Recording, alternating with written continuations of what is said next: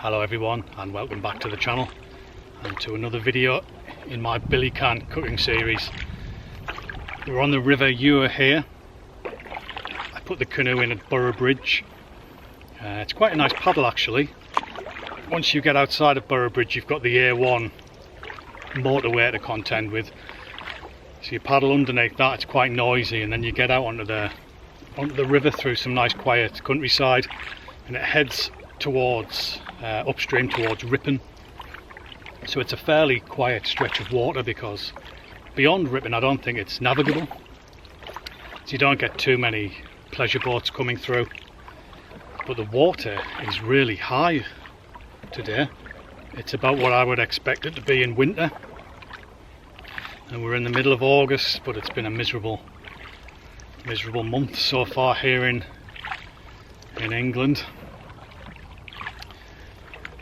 So yeah, I'm going to cook up a recipe that I've been working on over the last couple of weeks. Mountain Man noodles. It's my own invention. Tris and I have been getting out quite a bit recently, hiking and canoeing, and I've been eating a lot of those freeze-dried meals, which, I mean, they're alright, they're convenient, but they're quite pricey. So I put together a noodles recipe with some beef jerky and vegetables, and it's really nice. It matches those dehydrated or freeze-dried meals calorie for calorie, and it's higher in protein, and it's cheaper, just as light. So when we get to lunchtime, I'll give you a look at that.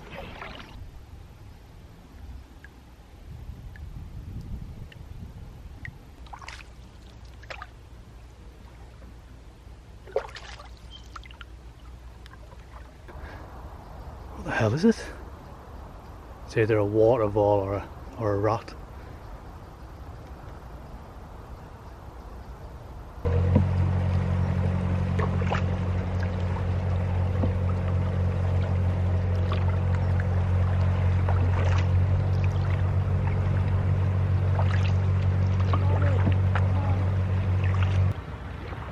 So we're coming to a lock here, and I'm going to go around it towards the weir, where there's a little place where I usually sit and have my dinner, but the water can be a bit quick flowing down there, so I'm going to change over now to the double bladed paddle, and that's going to give me the speed I need to get up there. There's quite a bit of traffic now, a few boats going up there towards the lock.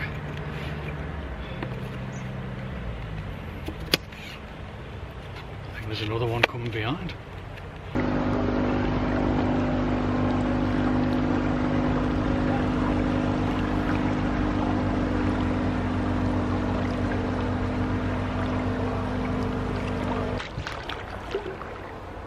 So this is my spot just here. But I'm going to carry on actually and just see how far I can get up and see what's up here. I can already see the bottom of the river. It does get quite shallow up here. I don't know if you can make out on camera, but the river or the water is flowing quite quicker than it is further downstream. Let's see how far I can get up here with the double bladed paddle.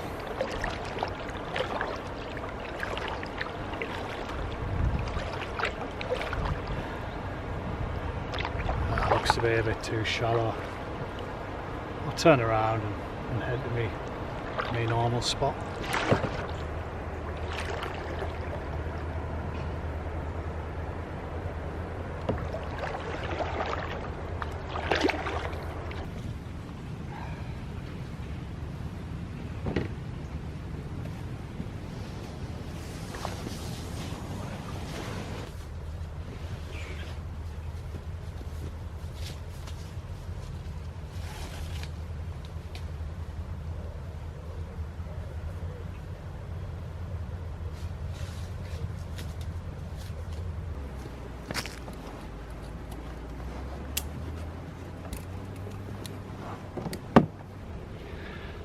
11:45, so not quite lunchtime yet. So I've just got a little flask of coffee with me. I would usually boil up some fresh coffee, but I really wasn't sure whether or not I would be able to land at this little spot here. Sometimes if the water's too low, then it's really muddy and you literally just sink. Your feet sink in as soon as you get out of the canoe. But as I mentioned earlier, the water's pretty high, so cheers. So the other day a viewer asked what I wear on my feet when I'm canoeing, and the answer to that question is a £10 pair of Dunlop wellies. They're not ideal and I'm looking to upgrade, so if anyone has got any recommendations, I'm all ears. I don't want to go down the wetsuit neoprene boot route. I want to keep my feet dry. I've got a few pairs of neoprene boots, and if you're out on a multi-day trip in the winter and you're wearing those and your feet are constantly damp, you're just going to end up with trench foot. So I don't want that to happen. So I need to get another pair of decent wellies. I've been looking at the muck boots. They look pretty decent, pretty expensive as well. So if anyone's got any experience of those, I'd be interested to hear your opinions, or if anyone has any other recommendations, I'm all ears. I'll just give you a quick look at how I've got the canoe set up these days. So I put this kneeling thwart in, so I've kept the seat at exactly the same height, and this kneeling thwart is about a couple of inches in front of it, so you can kneel on that quite comfortably and the seat doesn't interfere, and then you can just sit on the seat and the kneeling thwart doesn't interfere, so it's quite a good setup. I mean, I find it most comfortable just using the seat, but in really rough weather, or if you want to get a bit of a paddle on with the double bladed paddle, the kneeling thwart's quite useful. And I put in a new ash thwart there. Cost I think about £20 from Endless River, but it just looks nice, I think. Just kind of clean the boat up a little bit. I tend to just put most of my gear up here while I'm paddling to get a bit of weight in the front. Oh, look at them. Look at these. These are nasty pair of Crocs. I actually got them for the trip up to Scotland. I don't know what I was thinking of, but they're not as instantly recognisable as them plastic Crocs, but they're just as nasty. So yeah, it's a cracking little boat actually. It's just a shame they don't make them anymore. I think the only two widely available little pack boats were this one and the Novacraft Trapper, which is twice the price but twice as nice as well. But this boat isn't available anymore. In fact, I don't think any old town boats are available in the UK at the moment. I don't think anyone's importing them, which is a shame because they're nice boats at a good price.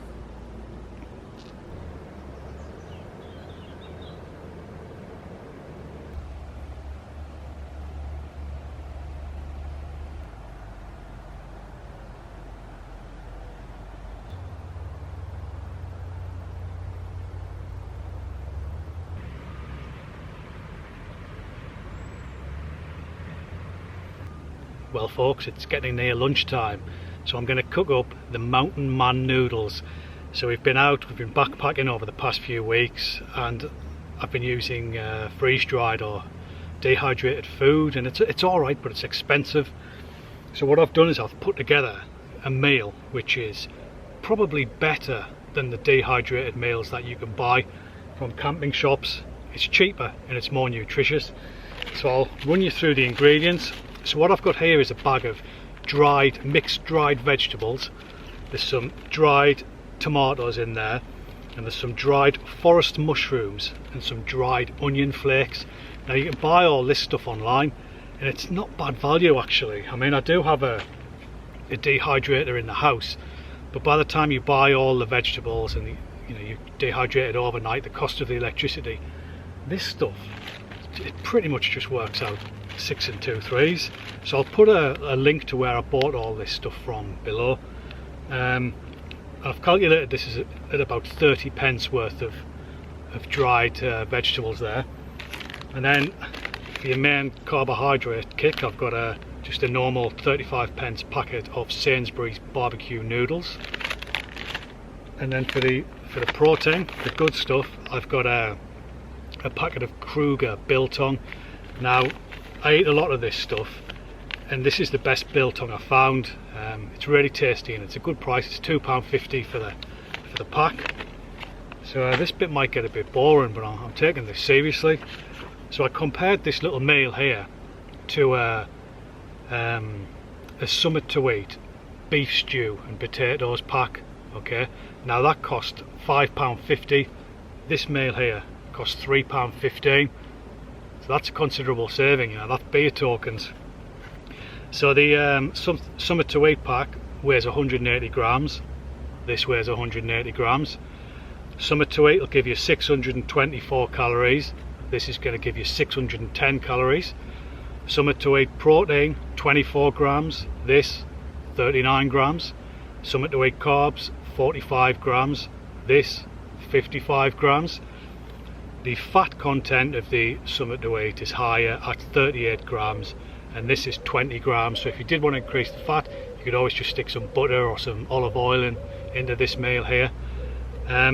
So yeah, so it's more nutritious, gives you the same amount of calories, you're getting your vegetables in there, you're getting a good dose of protein and carbs, and you're saving money. What's not to like? So what I'm going to do first is just soak some of these vegetables, probably for about 20 minutes, just in some cold water. You don't have to do that, you can just pop them into boiling water and leave them for a few moments. But I'm just going to use cold water, and that'll give them an opportunity to rehydrate. So I'm going to be using the Soto river pot to cook this meal. I brought this instead of my little stainless steel billy can because it's kind of got a rough base on it. So if I did have to cook the meal in the canoe, there's less risk of it falling over. But it's a good little pot. It's my go-to camping setup, backpacking setup these days. So I'll just give you a little look at it. This pot's the capacity is 1 litre, but you could easily do this meal in just a standard 750ml billy can. So there's the pot, aluminium. As I say, it's got a nice roughed up bottom, so you can cook on the side of a hill. It's fantastic. And you get this little plastic lid with it, with a little silicone handle to take the lid off. And it comes with the little Soto Amicus stove. Now I only paid £5 for this entire kit because I bought my Fjallraven tent from Trekit, and they do like a reward points thing. So when I bought that tent, I ended up with like £40 worth of rewards, and they had this kit on for £45. So I just cashed in the rewards and got it for £5. But it's a really nice little unit, you know, it's all made in Japan. You've got this little stove here. It's just a basic gas burner. It doesn't have an ignition or anything like that, but it's nice and lightweight, falls down small. So I'm going to give that a go. And what I also bought recently, because if you notice, this doesn't have a lot of wind protection, so I bought the Optimus windshield. So this pot, the New River pot, does fit in there, so you can store it like that. And this has just got a little, I'll just show you, I'll just clip it onto the gas. It basically just clips onto the top of your gas canister like that. So you've got to be a bit careful with some of these shields that cover the gas, because a lot of heat can build up and your gas canister can start to get really hot, so they're quite dangerous. With this, as you can see, there's plenty of ventilation, your gas canister isn't going to get hot, and that will fit in there. So I'm just going to soak these vegetables.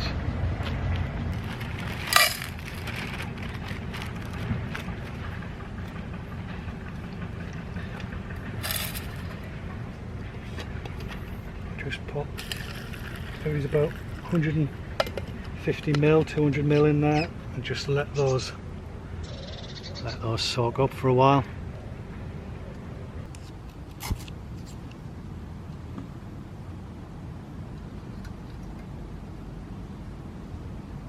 So I've just got the dehydrated veg simmering away there. So that's what the setup looks like. Nice little unit, I'm quite happy with it actually. I do recommend it if you're looking for a little lightweight stove setup. All seems to be very well made, particularly the stove. It's all made in Japan, so it's quite high quality.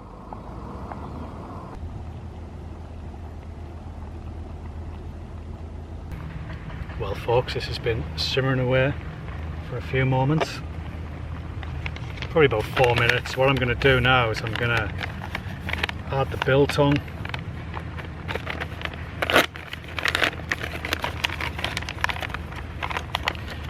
Now the good thing about this biltong is the slices they're actually quite fine. Some of them come in kind of big chunks, but these finer slices are perfect for the Mountain Man noodle recipe. Oh, just dropped a bit there. We'll put that in, not wasting any.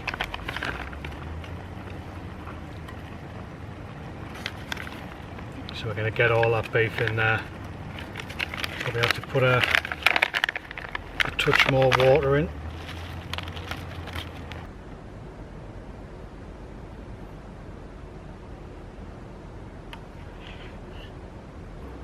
Well guys, the biltong is softening up nicely.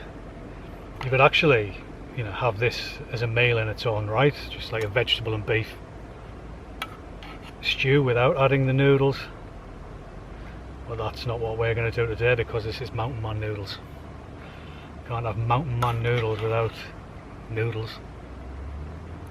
Well guys, it's time to get the noodles in. What I'm going to do first though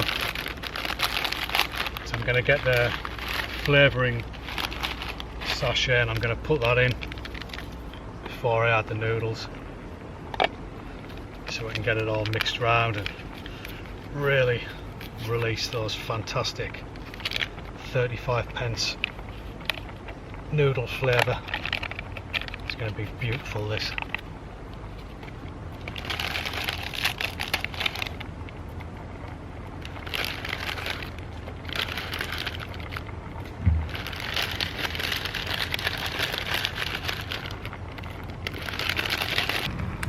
So this is coming on great. You can just see how the beef kind of rehydrates. It's almost like freshly cooked slices of beef. You've just got to be a bit mindful about the bottom of your billy can. You don't want to get it burnt. Well folks, I've just turned the heat off, so that's cooked now. I'll just let it cool for a couple of moments, then we'll give it the taste test. Well folks, the Mountain Man noodles are just about cool enough to eat, so let's give it the taste test. Got a bit of beef in there, some carrot by the looks of it.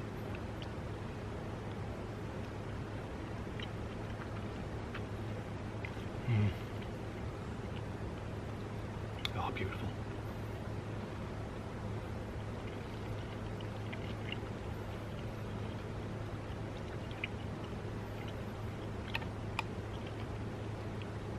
That Kruger biltong's really nice. I don't know if you can see that, but it's almost like fresh cut slices of beef.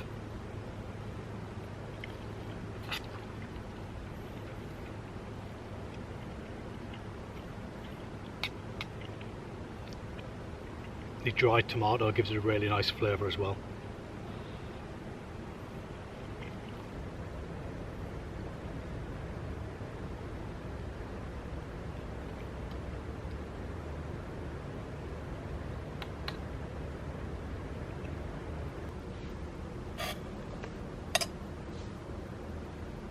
Well folks, that was great. Really filling actually. I kind of struggled to eat most of it. But I did have 6 scrambled eggs before I left the house, so that might have something to do with it. I'm just going to finish off the coffee now and then head downstream. There's a bit of a breeze which will be on me back, so we should get back to Boroughbridge in about half an hour, I would have thought.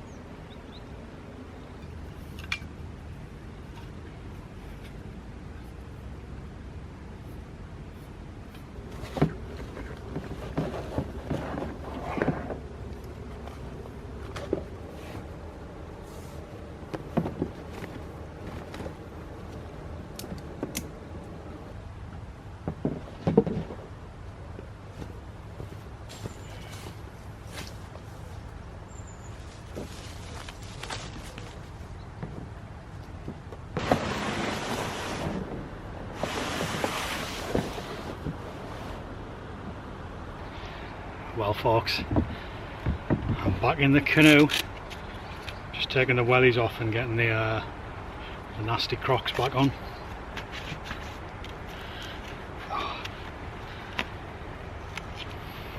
They actually look really nasty, but they're really comfortable. Honestly, I'm stuffed. The Mountain Man Noodles. It's a proper filling meal, to be honest.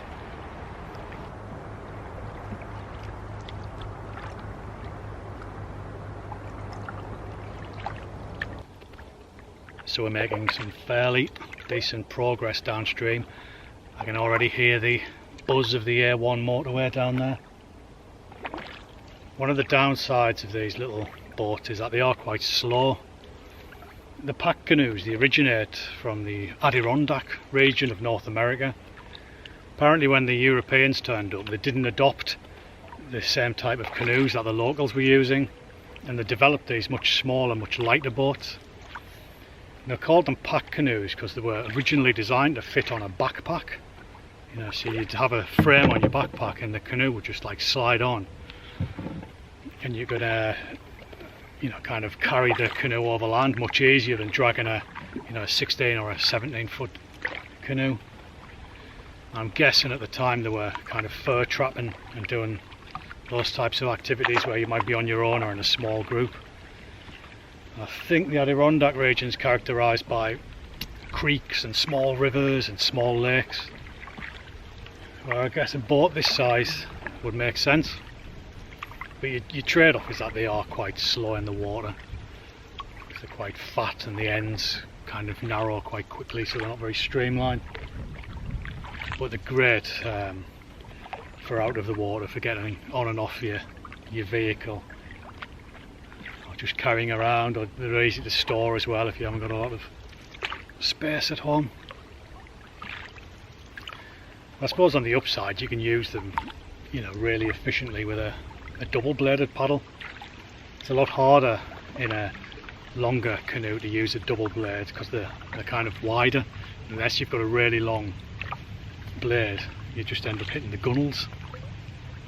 Because this is narrower, it seems to work alright. Oh my god, you can just see the hull of a boat under the water there. I've never noticed that before. Well guys, I'm almost back. I can hear the A1 motorway bridge down there. So I hope you enjoyed the video. Give the Mountain Man Noodles a go when you're next out. Tell us what you think. So as ever, thanks for watching. I'll see you again in the next one.